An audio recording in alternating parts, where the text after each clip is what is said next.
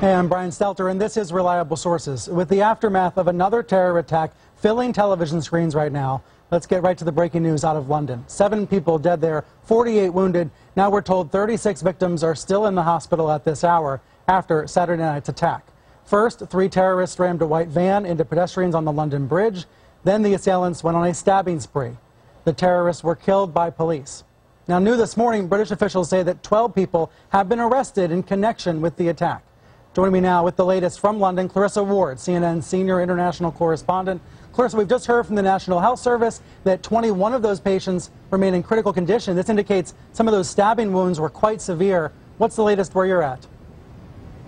Well, that's right. It is entirely possible, Brian, and we've seen this in many attacks of this nature before, that the death toll will indeed rise. So far, though, as you said, 7 people confirmed dead and 12 people still in hospital in critical condition.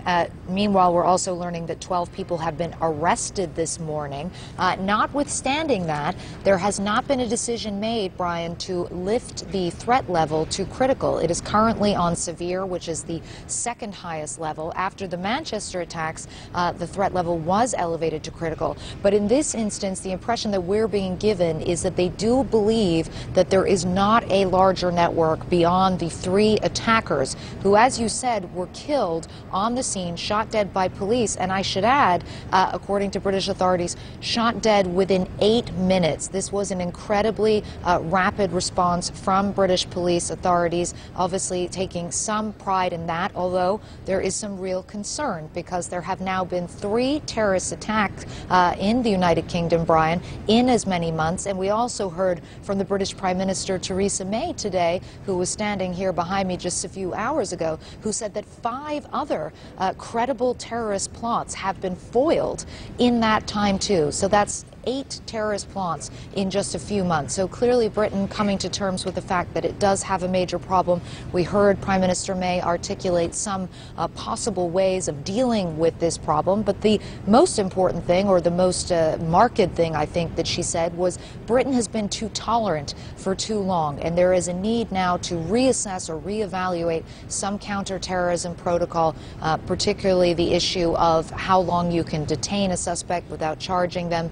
So definitely a sense that this is still a fluid situation, not in terms of the network being any larger than the 3 assailants who were killed, but in terms of the kind of political ramifications, Brian. And to that point, I've seen some criticism on social media, Clarissa, of a New York Times headline saying Britain is reeling after those 3 attacks. I saw another channel here in the U.S. this morning saying London under siege right now.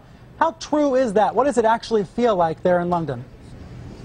Well, I have to tell you, Brian, that, I grew up mostly in the UK, and the British are famous for their stiff upper lip, and I do think we're still seeing that very much on display here. The attitude that I have seen, while of course people are distressed by this, and people don't want to see this happening, and there's a level of fear and anxiety, the predominant thing I see is a kind of an indignance almost, like, hold on a second, you're not going to change our way of life, you're not going to get us to compromise our values. You're not going to get us to change the way that we live, the values that we cherish so dearly. You're not going to change our democracy, and you're not going to divide us, which of course is usually the goal with these types of attacks. Britain has a large Muslim population.